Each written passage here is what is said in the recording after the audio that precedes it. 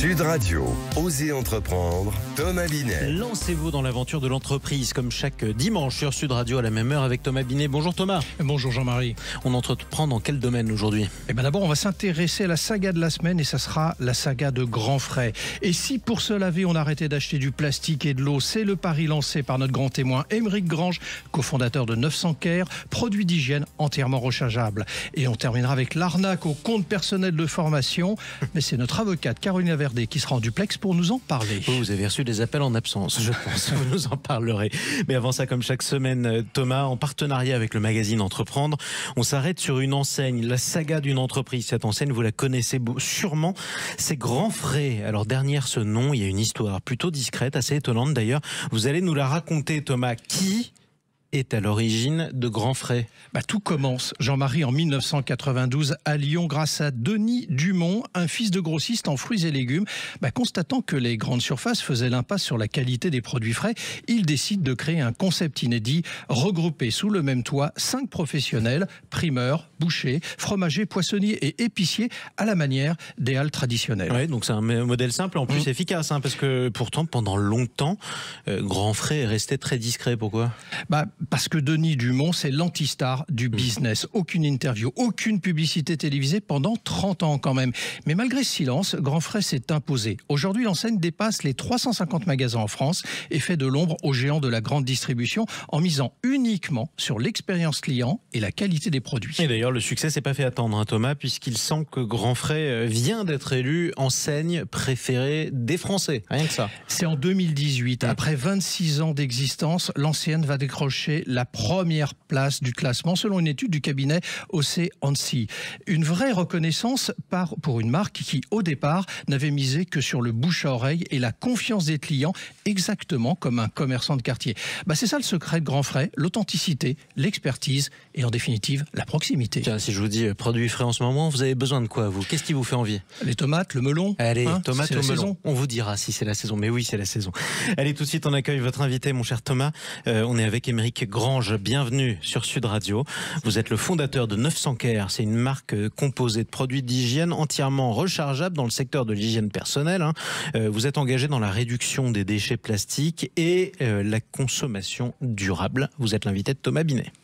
Émeric Grange, dans un instant, on va s'intéresser justement à 900 Care, ce que vous proposez aux gens qui sont devenus vos clients ou vos futurs clients. Mais avant cela, je voudrais vous entendre d'abord sur le marché sur lequel, quelque part, vous êtes arrivé et que vous allez concurrencer dans les produits qui sont les vôtres. C'est celui de l'hygiène corporelle. Comment analysez-vous, Émeric Grange, l'évolution du marché des produits d'hygiène personnelle ces dernières années? En fait, ce qui frappe quand on marche dans un rayon d'hygiène, c'est à quel point ce rayon a peu changé sur les 50 dernières années. On utilise les mêmes produits que nos grands-parents utilisaient toujours. Et la conséquence de ça, c'est que la lutte se fait principalement sur le prix. Et c'est un rayon qui est sinistré, notamment en grande surface, parce qu'il a été très promotionné. Il y a eu la loi des Crozailles qui empêche les promotions, ce qui fait que maintenant les consommateurs se rabattent massivement sur les marques de distributeurs. Et ça, pour une raison simple, c'est que c'est un rayon qui est en manque d'innovation. Peut-être le prix aussi. Le prix joue beaucoup, oui. Oui. Alors, quels segments, j'entends par là, gel douche, dentifrice, déodorant, on les a tous en mémoire, sont les plus dynamiques ou porteurs? Alors, il y a eu une grande vague d'innovation ces 10 dernières années, c'est la vague du solide. Elle a touché plusieurs segments, mais principalement le segment du gel douche, donc les savons solides, le shampoing, les shampoings solides, et puis le déodorant en stick qui a regagné un petit peu de part de marché. Alors, Émeric Grange, vous avez fait le constat que les flacons traditionnels achetés, ceux qu'on achète tous ou qu'on a tous achetés à un moment donné, c'est du plastique à usage unique et surtout 90% d'eau. Alors, à tout point de vue, c'est pas écologique, c'est pas raisonnable. C'est ça votre constat? Ah oui, le constat, c'est d'ailleurs, j'invite tout le monde à faire cet exercice, de regarder derrière leur bouteille de gel douche et de voir que le premier ingrédient, c'est l'eau. Alors, l'eau, ça a deux problèmes. C'est que, un, on a besoin de plastique pour le transporter, donc ça crée des déchets. Et deux, c'est lourd à transporter, donc ça crée du CO2. Ouais. Mais il y a un problème que les gens ne connaissent pas, c'est que le plastique et l'eau, ça coûte cher. C'est plus de 50% du coût de fabrication du produit. C'est autant d'argent qu'on met pas dans ce qui est vraiment important, c'est-à-dire ce avec quoi on se lave. Et en soi, c'est anti-écologique. Et c'est anti-écologique. Parfait. Alors concrètement, on va s'intéresser justement à 900 Care. Vous proposez quoi? Nous, ce qu'on fait, c'est qu'on envoie les 10% d'ingrédients actifs. Donc, tout ce qui n'est pas eau et plastique. Oui. Et ensuite, vous les mettez dans votre bouteille réutilisable, vous rajoutez l'eau du robinet et vous recréez tous vos produits d'hygiène. Donc, le gel douche, le shampoing, le dentifrice, tout sur ce concept de produits à dissoudre. Ce qui a le bénéfice de limiter les déchets plastiques, puisque vous rechargez la même bouteille, et limiter le transport d'eau, ce qui réduit considérablement les émissions de CO2. Donc, pour que je comprenne bien et que nos auditeurs nous suivent également dans le déroulé, on achète un kit, c'est ça, chez vous. Ce kit, c'est une bouteille, c'est un flacon, c'est bien ça? Voilà. Alors, la première fois que vous achetez chez nous, vous achetez un kit avec, si on prend l'exemple du gel douche, une bouteille de gel douche et une recharge. La recharge, c'est quoi? C'est 2 petits bâtonnets. Ça a la forme d'un bouchon liège, si vous voulez. Et ça a la consistance d'une craie. Vous mettez vos 2 petits bâtonnets dans votre bouteille réutilisable et vous mettez l'eau du robinet. Vous attendez quelques heures et là, vous avez recréé un gel douche qui mousse, qui sent bon, qui hydrate votre peau. Enfin, vraiment comme un gel douche que vous trouverez dans le commerce, sauf que vous n'avez pas transporté d'eau et qu'à la fin, vous avez gardé la bouteille.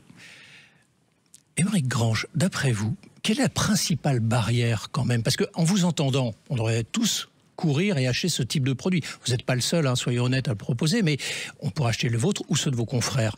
Pourquoi, franchement, ça ne prend pas? Parce que vous avez évoqué quand même les rayons dans les hypermarchés, ça déborde de partout, tout le monde va vers son produit habituel. Qu'est-ce qui fait qu'il y a une barrière? Je vais vous parler peut-être du solide, puisque c'est le segment qui a eu un peu le vent en poupe et dont on a beaucoup parlé dans les médias. Pour moi, le problème du solide, il y en a 2 principaux. Un, c'est la sensorialité et l'expérience. C'est-à-dire qu'on demande aux gens de changer leurs habitudes, et ça, les gens ont du mal à le faire. Et 2, c'est souvent le prix, parce que le solide, ça avait tendance, notamment pour certaines gammes comme le shampoing, à être plus cher. Ce qui est beau avec ce qu'on propose, et la raison pour laquelle je pense que dans quelques années, on verra une adoption massive, c'est que l'expérience est exactement la même, et que le prix, aujourd'hui, est en ligne avec les grandes marques, et demain sera moins cher, puisqu'on enlève 50% du coût de fabrication. C'est-à-dire la bouteille. Ça veut dire quoi? Ça veut dire qu'aujourd'hui, vous nous dites que ça coûte aussi cher, entre guillemets, ou le même prix, pour le dire différemment, d'un produit traditionnel ou classique, et que demain, ça va baisser. Exactement. Partons sur le prix immédiatement, du coup. Combien ça coûte un produit comme le vôtre? Aujourd'hui, une recharge, c'est 2,49 €. Donc c'est pour 240 millilitres, donc l'équivalent de ce que vous avez trouvé par exemple chez le Petit Marseillais. Ce qui est intéressant, c'est que quand on s'est lancé, ça coûtait 6 € et qu'avec l'économie d'échelle qu'on a réussi à avoir, on est passé de 6 € à 3,50 € à 2,49 €. Et l'idée, c'est de dire que demain, si on vend autant que les grandes marques, on sera capable d'avoir des coûts de fabrication inférieurs et de proposer un meilleur produit à un prix plus bas. Alors, il y a quand même le prix initialement de la recharge. Alors, du kit. Si vous achetez sur notre site, on offre le kit. Et si vous achetez en grande surface, en effet, ça coûte 1,50 € de plus, donc 3,99 €. Au moins, on le paye qu'une fois, c'est déjà ça. Exactement. Oui, c'est un coût fixe pour vous. Oui. Concrètement, qu'est-ce qui vous laisse penser que ça va prendre à un moment donné? Alors déjà, l'évolution des mentalités? Alors, moi, je parie pas du tout sur l'évolution des mentalités. C'est-à-dire que pour moi, le côté écologique, c'est un plus, mais c'est pas un facteur de choix. Ce qui va faire que ça va prendre, c'est que c'est un super produit. Il a d'ailleurs été élu meilleur produit, meilleur gel douche et meilleur shampoing par 60 millions de consommateurs devant toutes les grandes marques. 2, le prix est abordable. Et 3, l'expérience sensorielle est top. Ça, c'est vraiment le triptyque clé qui fait que ça va être adopté. Et en plus, c'est écologique. Et ça, c'est plus le facteur où on se sent bien après l'avoir utilisé. Mais c'est pas aujourd'hui un facteur de choix. On retrouve vos produits à quel endroit si on veut les acheter? Alors vous pouvez les trouver sur notre site 900.care et dans plus en plus de grandes surfaces. On vient d'expédier notre première commande d'implantation chez Carrefour. On sera dans tous les hypermarchés d'ici 2 semaines. Bon, j'imagine que vous êtes aussi en recherche et développement. Quels sont les produits auxquels vous pensez pour demain? Alors on a beaucoup étendu notre gamme, donc on couvre quasiment tous les produits de la salle de bain. Et maintenant la prochaine étape, c'est de sortir de la salle de bain et d'aller dans les produits d'entretien. Donc dans la cuisine, dans le nettoyage. Exactement, on travaille sur une lessive, des tablettes de lave-vaisselle et sur du liquide vaisselle avec le même concept que le gel douche. Eh ben vous reviendrez pour nous en parler. Merci à vous. Merci beaucoup. Merci beaucoup Émeric Grange d'être passé du côté d'Oser Investir, d'Oser Entreprendre, pardon. Je rappelle que vous êtes le fondateur de 900 Care, C-A-R-E, marque de produits d'hygiène entièrement rechargeable. Tout de suite, on explique quelque chose. Bruno, le spécialiste des fournitures et de l'équipement pour les professionnels, présente Sud Radio, Oser Entreprendre, les essentiels de l'entrepreneuriat. On explique donc quelque chose avec notre avocate Caroline Laverdé. Alors mon cher Thomas, nos auditeurs ont forcément entendu parler du compte personnel de formation qui permet à chacun de se former tout au long de sa vie professionnelle.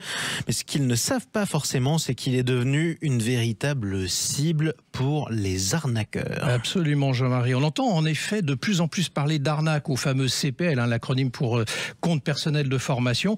Caroline, concrètement, de quoi s'agit-il ?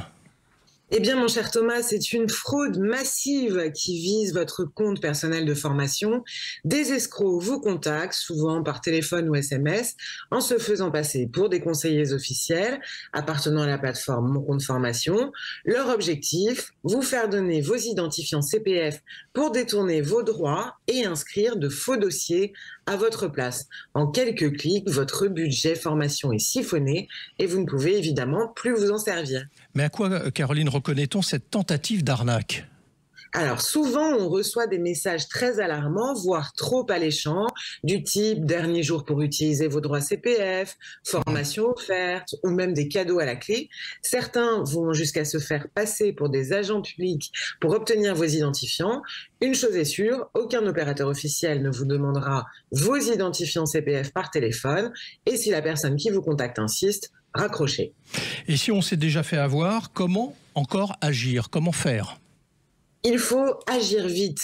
Connectez-vous sur votre compte, sur le site internet moncompteformation.gouv.fr pour vérifier si une formation a été utilisée sans votre accord. Si c'est le cas, signalez-la immédiatement via le formulaire dédié.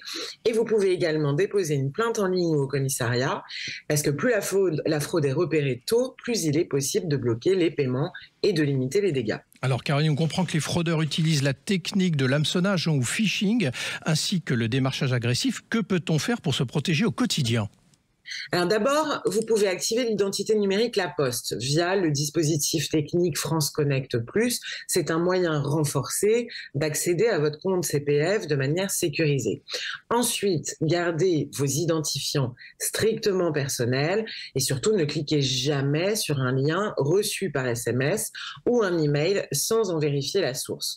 Et surtout, ne cédez pas à la pression ou à l'urgence. Merci Caroline. Et ne nous soumettez pas à la tentation, tant qu'à faire. Merci beaucoup Thomas Binet, restez avec nous parce qu'on se retrouve dans un instant. On va parler d'investissement. Dans quel domaine ? On va se poser la question de savoir s'il faut faire confiance aux influenceurs en investissement. Oula, à tout de suite. Sud Radio, Osez entreprendre, Thomas Binet.